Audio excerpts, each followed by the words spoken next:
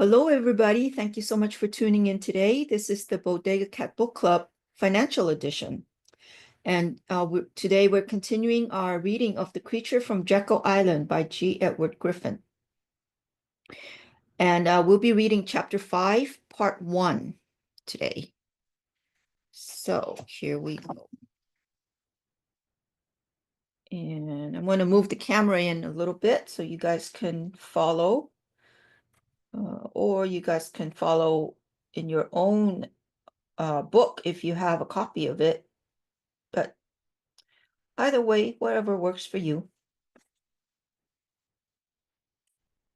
Okay, let's do it. Chapter 5, Nearer to the Heart's Desire. A 1944 meeting in Bretton Woods, New Hampshire, at which the world's most prominent socialists established the International Monetary Fund and the World Bank as mechanisms for eliminating gold from world finance. The hidden agenda behind the IMF World Bank revealed as the building of world socialism, the role of the Federal Reserve in bringing that about. As we have seen, the game called bailout has been played over and over again in the rescue of large corporations, domestic banks, and savings and loan institutions. The pretense has been that these measures were necessary to protect the public. The result, however, has been just the opposite. The public has been exploited as billions of dollars have been expropriated through taxes and inflation. The money has been used to make up losses that should have been paid by the failing banks and corporations as a penalty for mismanagement and fraud. While this was happening in our hometown stadium, the same game was being played in the international arena. There are two primary differences. One is that the amount of money at stake in the international game is much higher. Through a complex tangle of bank loans, subsidies, and grants, the Federal Reserve is becoming the lender of last resort for virtually the entire planet. The other difference is that instead of claiming to be protectors of the public, the players have emblazoned across the backs of the uniforms, saviors of the world. We're kind of seeing that play out in Doge, isn't it? With all the fraud and waste that are being, what do you call it, revealed. Bretton Woods, an attack on gold. The game began at an international meeting of financiers, politicians, and theoreticians held in July of 1944 at the Mount Washington Hotel in Bretton Woods, New Hampshire. Officially, sorry about that, people. Officially, it was called the United Nations Monetary and Financial Conference, but is generally referred to today as simply the Bretton Woods Conference. Two international agencies were created at that meeting, the International Monetary Fund and its sister organization, the International Bank for Reconstruction and Development, commonly called the World Bank. The announced purposes of these organizations were admirable.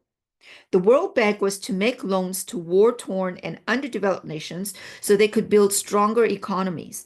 The International Monetary Fund, IMF, was to promote monetary cooperation between nations by maintaining fixed exchange rates between their currencies. But the method by which these goals were to be achieved was less admirable. It was to terminate the use of gold as the basis of international currency exchange and replace it with a politically manipulated paper standard. In other words, it was to allow governments to escape the discipline of gold so they could create money out of nothing without paying the penalty of having their currencies drop in value on world markets. And that's called the fiat dollar. Prior to this conference, currencies were exchanged in terms of their gold value, and the arrangement was called the Gold Exchange Standard. This is not the same as a gold standard, in which a currency is backed by gold. So that means it's using gold as a collateral, very much like when you buy a home, you borrow the money, and you use the home as a collateral to the bank, for the bank. So if you don't pay your monthly mortgage payment, they can confiscate your house as a collateral. So here the gold is used as a collateral. Anyways, it was merely that the exchange ratios of the various currencies, most of which were not backed by gold, were determined by how much gold they could buy in the open market. Their values, therefore, were set by supply and demand. Politicians and bankers hated the arrangement because it was beyond their ability to manipulate. In the past, it has served as a remarkably efficient mechanism, but it was a strict disciplinarian. As John Kenneth Galbraith observed, the Bretton Woods arrangements sought to recapture the advantages of the gold standard, currencies that were exchangeable at stable and predictable rates into gold, and thus at stable and predictable rates into each other. And this it sought to accomplish while minimizing the pain imposed by the gold standard on countries that were buying too much, selling too little, and thus losing gold. And this quote was from John Kenneth Galbraith, Money, Whence It Came, Where It Went. Boston, Houghton Mifflin, 1975. Pages 258 and 259. The method by which this was to be accomplished was exactly the method devised on Jekyll Island to allow American banks to create money out of nothing without paying the penalty of having their currencies devalued by other banks. It was the establishment of a world central bank, which would create a common fiat money for all nations and then require them to inflate together at the same rate. There was to be a kind of international insurance fund, which would rush that fiat money to any nation that temporarily needed it to face down a run on its currency. It wasn't born with all these features fully developed, just as the Federal Reserve wasn't fully developed when it was born. Sounds like a baby, isn't it? That, nevertheless, was the plan, and it was launched with all the instructions or all the structures in place. The theoreticians who drafted this plan were the well-known Fabian socialists from England, John Maynard Keynes, and the Assistant Secretary of the U.S. Treasury, Harry Dexter White. And that was from, Keynes was often portrayed as having been merely a liberal, but for his lifelong involvement with Fabians and their work, see Rose Martin. Fabian Freeway, High Road to Socialism in the USA, Boston, Western Islands, 1966. The Fabian Society. The Fabian originally were an elite group of intellectuals who formed a semi-secret society for the purpose of bringing socialism to the world. Whereas communists wanted to establish socialism quickly through violence and revolution, the Fabians preferred to do it slowly through propaganda and legislation. The word socialism was not to be emphasized. Instead, they would speak of benefits for the people such as welfare, Medicare, medical care, higher wages, and better working conditions. In this way, they planned to accomplish their objective without bloodshed and even without serious opposition. Infiltration through brainwashing, right? Interesting, huh? I like that the way he distinguishes communism and socialism. Yeah. Never thought about that. Never thought about it that way, but very interesting. They scorned the communists, not because they disliked their goals, but because they disagreed with their methods. To emphasize the importance of gradualism, they adopted the turtle as a symbol of their movement. Oh, okay. So communism and sorry, little side note here. Communism and socialism have the same ideals, I guess you could say, but different methods. Okay, that's a good way of looking at it. The three most prominent leaders in the early days were Sidney and Beatrice Webb and George Bernard Shaw. Oh, the writer, the author, interesting. George Bernard Shaw. A stained glass window in the Beatrice Webb House in Surrey, England is especially enlightening. Across the top appears the last line from Omar Khayyam. Dear love, couldst thou and I with fate conspire to grasp this sorry scheme of things entire? Would we not shatter it to bits and then remold it nearer to the heart's desire?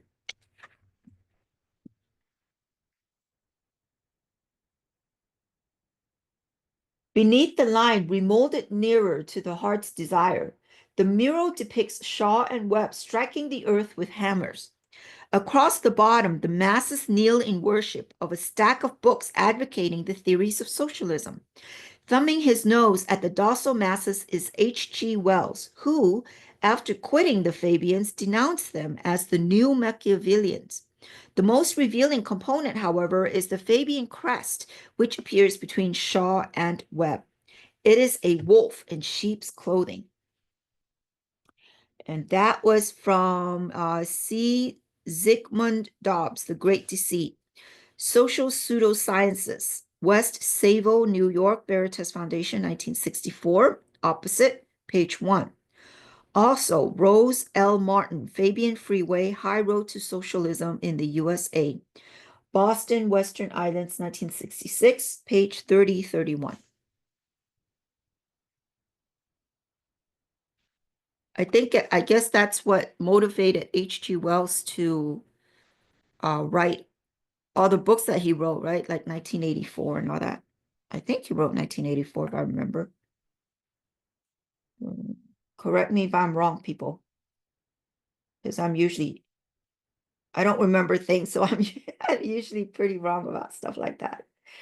Okay, communist moles. Harry Dexter White was America's chief technical expert and the dominant force at the conference.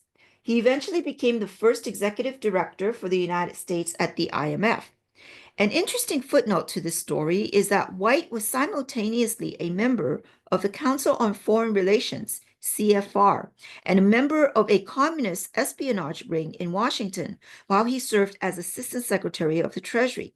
And even more interesting is that the White House was informed of the fact that when President Truman appointed, oh, sorry. And even more interesting is that the White House was informed of that fact when President Truman appointed him to his post.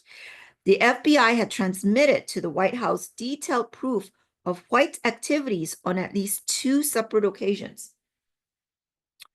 And that was from C. David Rees, Harry Dexter White, A Study in Paradox, New York, Howard McCain. Howard, what a name. McCann and Geo Geegan, 1973. Wow, can you imagine going through your life with the name coward? Ooh. Whittaker Chambers, Witness, New York, Random House, 1952. Alan Weinstein, Perjury, The Hiss Chambers Case, New York Vintage Books, 1978. James Burnham, The Web of Subversion, Underground Networks in the U.S. Government, New York, The John Day Company, 1954. Elizabeth Bentley, Out of Bondage, New York, Devon Adair, 1951.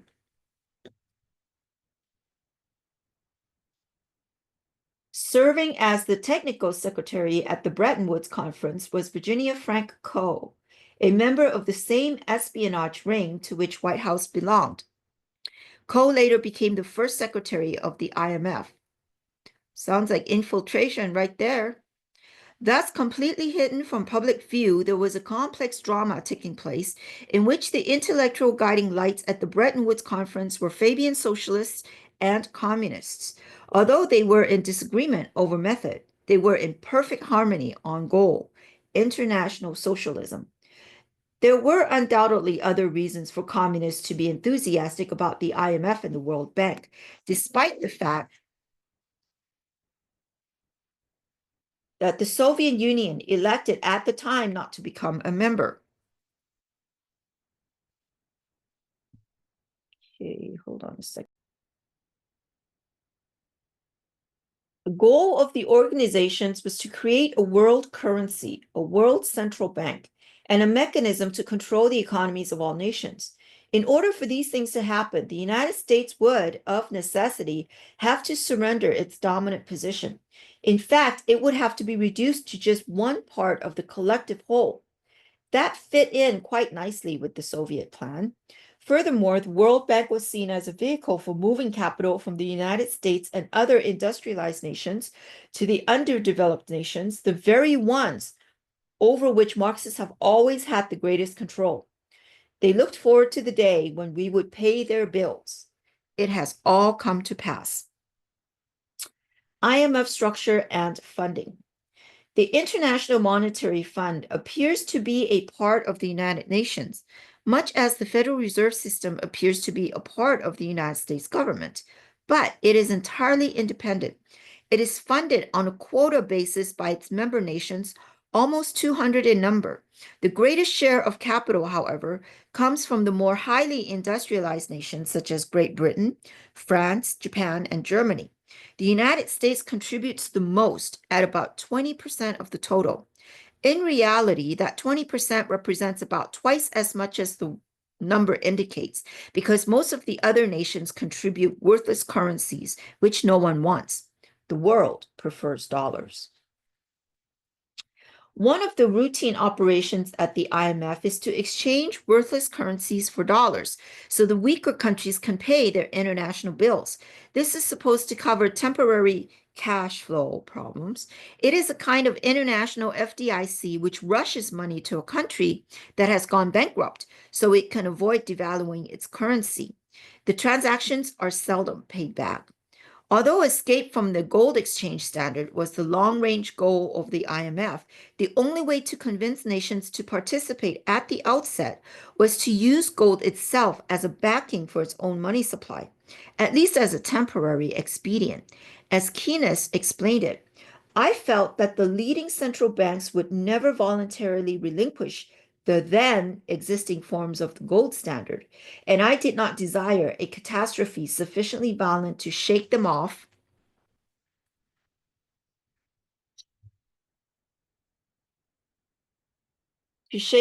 involuntarily.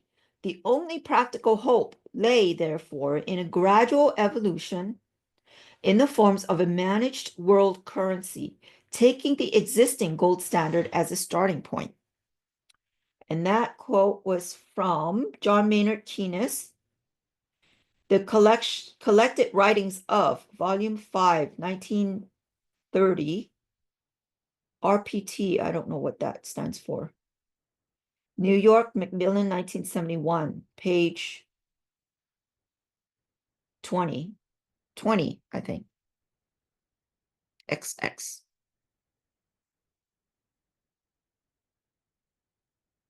Okay. Oh, almost skipped a paragraph. It was illegal for American citizens to own gold at that time, but everyone else in the world could exchange their paper dollars for gold at a fixed price of $35 per ounce.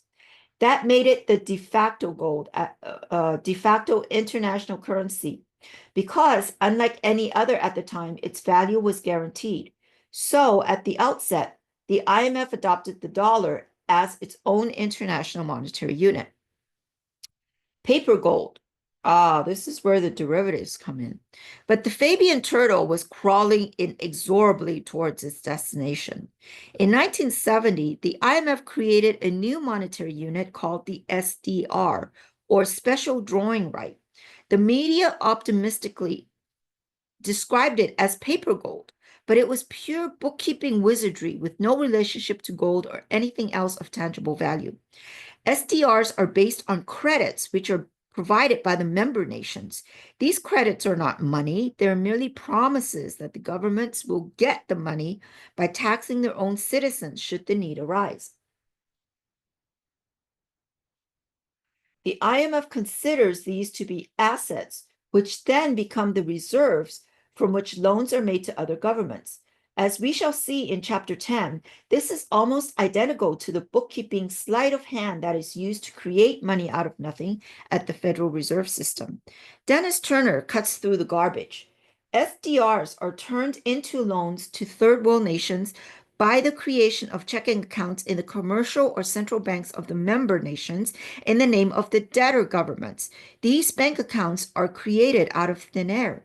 The IMF creates dollars, francs, pounds, or other hard currencies and gives them to a third world dictator, with inflation resulting in the country where the currency originated. Inflation is caused in the industrialized nations, while wealth is transferred from the general public to the debtor country, and the debtor doesn't pay. And this quote was from Dennis Turner, When Your Bank Fails, Princeton, New Jersey, Amwell Publishing, 1983, page 32. When the IMF was created, it was the vision of Fabius socialist John Maynard Keynes that there would be a world central bank issuing a reserve currency called the Bancor to free all governments from the discipline of gold. With the creation of SDRs, the IMF had finally begun to fulfill that dream. Gold is finally abandoned. But there was still an obstacle. As long as the dollar was the primary currency used by the IMF, and as long as it was redeemable in gold at $35 per ounce, the amount of international money that could be created would be limited. If the IMF were to function as a true world central bank with unlimited issue, the dollar had to be broken away from its gold backing as a first step toward replacing it completely with a bancor, an SDR, or something else equally free from restraint. On August 15, 1971, President Nixon signed an executive order declaring that the United States would no longer redeem its paper dollars for gold. So ended the first phase of the IMF's metamorphosis. It was not yet a true central bank because it could not create its own world currency. It had to depend on the central banks of its member nations to provide cash and so-called credits. But since these banks themselves could create as much money as they wished, from now on, there would be no limit. The original purpose had been to maintain fixed rate of exchange between currencies, but the IMF has presided over more than 200 currency devaluations. In private industry, a failure of that magnitude might be cause for going out of business, but not in the world of politics. The greater the failure, the greater the pressure to expand the program. So when the dollar broke loose from gold and there was no longer a ready standard for measuring currency values, the IMF merely changed its goal and continued to expand its operation. The new goal was to overcome trade deficits. Trade deficits. The topic of trade deficits is a favorite among politicians, economists, and talk show hosts. Everyone agrees they're bad, but there is much disagreement over what causes them. Let's have a try at it. A trade deficit is a condition that exists when a country imports a greater value of goods than it exports. In other words, it spends more than it earns in international trade. This is similar to the situation of an individual who spends more than he earns. It sounds like a very familiar situation. In both, oops, sorry. Okay, in both cases, the process cannot be sustained unless one, earnings are increased, two, money is taken out of savings, three, assets are sold, four, money is counterfeited, or five, money is borrowed. And when money is borrowed, it's like borrowing from, what's that phrase called? Borrowing from Phil and paying Paul, robbing Peter or Paul, whatever that phrase was. Unless one of these occurs, the individual or the country has no choice but to decrease spending. Increasing one's earnings is the best solution. In fact, it is the only solution for the long haul. All else is temporary at best. An individual can increase his income by working harder or smarter or longer. A country does it the same way, but it cannot happen unless a private industry is allowed to flourish in a system of free enterprise. The problem with this option is that few politicians respect the dynamic power of the free enterprise system. The world is built upon political programs in which the laws of the free market are manipulated to achieve politically popular goals. They may desire the option of increasing the nation's income by increasing its productivity, but their political agenda prevents that from happening. Here's a footnote about that. It is the author's opinion that it's time to get the politicians wearing Uncle Sam suits off our backs, which is easier said than done because Americans still like their protectionist subsidies, tariffs to protect the businessman, minimum wages and compulsory unionism to protect the workers, ethnic quotas in hiring to protect the underdog, cradle to the grave insurance programs, unemployment benefits, disability compensation, extreme environmental and safety measures, regardless of cost. Free enterprise can and will produce all of these benefits in order to compete for buyers and employees alike. But as long as these measures are compulsory and chosen on the basis of political popularity without regard to economic consequences, American industry will never be able to recover, and then none of the illusory benefits will remain. The second opinion is to obtain extra money out of savings, but there are virtually no governments in the world today that have any savings. Their debts and liabilities exceed assets by a large margin. Likewise, most of their industries and their citizens are in a similar position. Their savings already have been consumed by government. The third option, the selling of assets, also is not available for most countries. By assets, we mean tangible items other than merchandise, which is normally for sale. Although these too are assets in the broad meaning in accounting methodology, they are classified as inventory. The only government asset that is readily marketable is gold, and few countries today have a stockpile from which to draw. Even in those cases, what little they have is already owed to another government or a bank.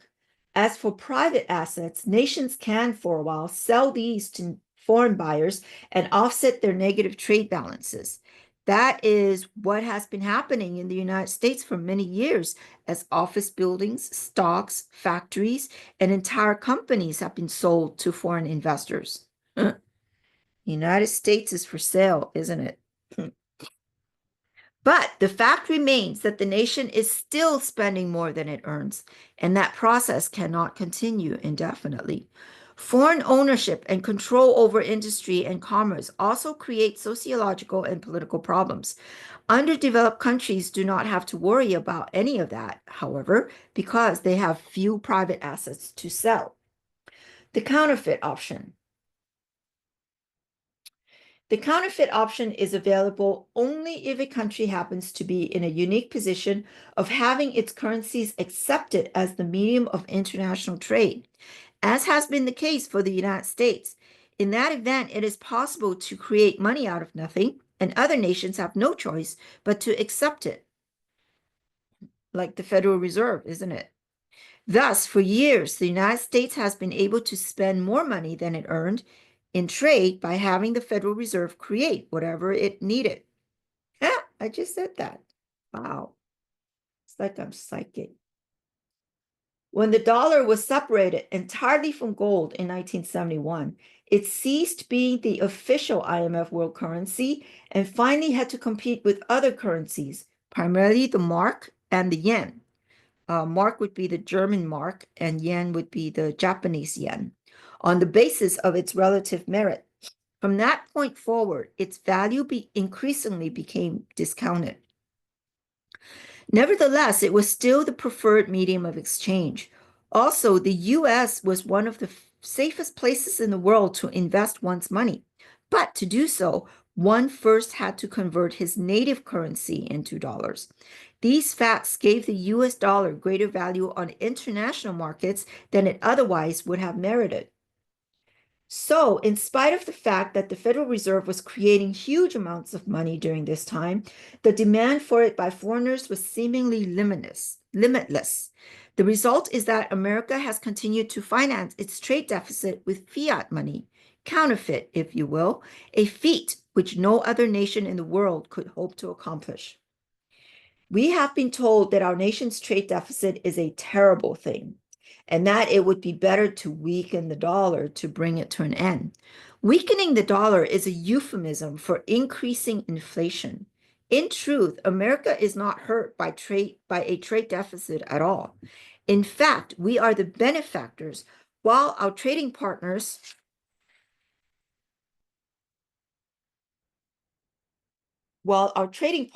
are the victims. We get the cars and TV sets while they get the funny money. We get the hardware, they get the paperware. There's a dark side to the exchange, however. As long as the dollar remains in high esteem as a trade currency, America can continue to spend more than it earns. If you look at the dollar bill, it says something like full faith and confidence or something like that. So if the American people doesn't have the faith or the confidence in the dollar, which is in the government, then the dollar collapses because essentially it's just what is that game called? Monopoly money, right? Paper money, funny money, like what the author here is saying. Sorry, a little side note there. A little squirrel there. Okay, let's start again with this with the paragraph. This is a dark side to the exchange, however. There is a dark side to the exchange, however. As long as the dollar remains in high esteem as a trade currency, America can continue to spend more than it earns.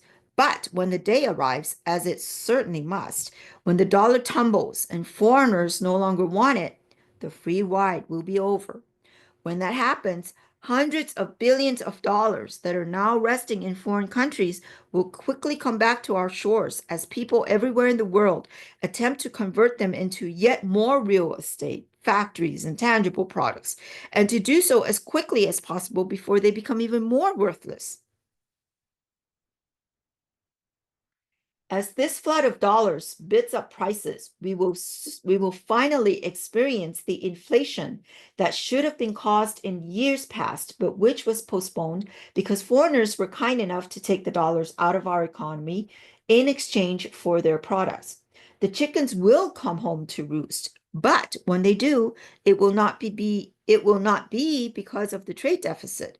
It will be because we were able to finance the trade deficit with fiat money created by the Federal Reserve. If it were not for that, the trade deficit could not have happened. Back to the main topic, which is the 5 methods by which a trade deficit can be paid. Through the process of elimination, the 4th option of borrowing is where the action is today for most of the world, and that is where the IMF positioned itself in 1970.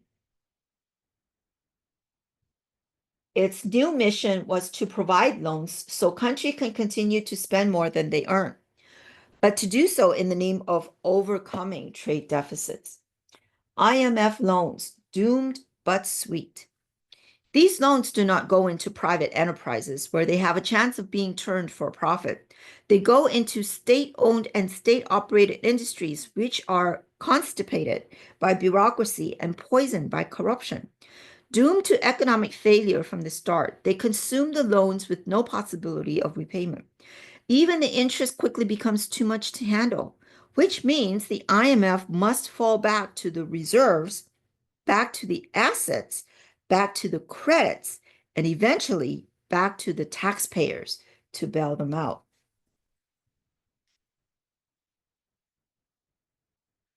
Whereas the International Monetary Fund is evolving into a world central bank, which eventually will issue a world currency based on nothing, its sister organization, the World Bank, has become its lending agency. Acting as savior of the world, it seeks to aid the underdeveloped nations, to feed the hungry, and to bring a better life to all mankind. In pursuit of these humanitarian goals, it provides loans to governments at favorable terms, usually at rates below market, for terms as long as 50 years, and often with no payments due until after 10 years.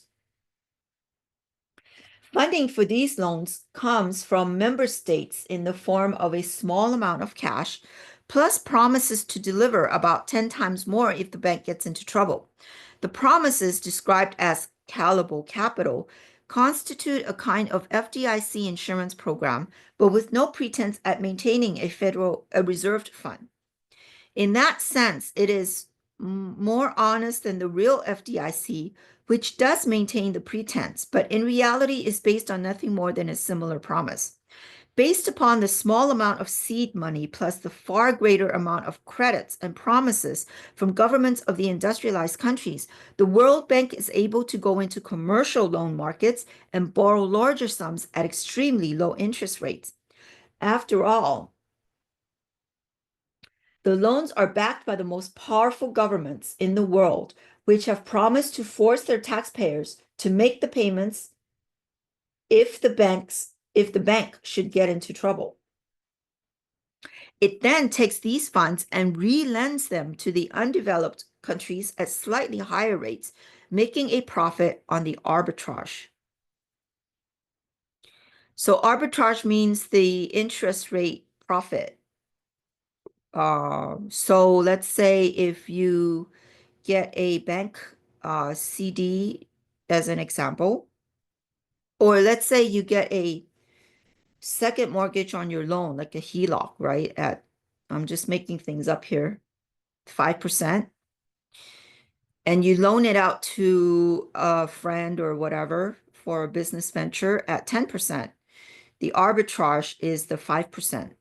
That's the profit that you make. That's what arbitrage means. The unseen aspect of this operation is that the money it processes is money which otherwise would have been available for investment in the private sector or as loans to consumers. It siphons off much needed development capital for private industry, prevents new jobs from being created, causes interest rates to rise, and retards the economy at large. And we will stop here for now. And thank you so much for tuning in. I hope you enjoyed that. And we'll continue our reading next week. In the meantime, I hope you guys all have a good day. Oh, sorry for the glare. And stay safe out there. Okay, bye-bye now, everybody.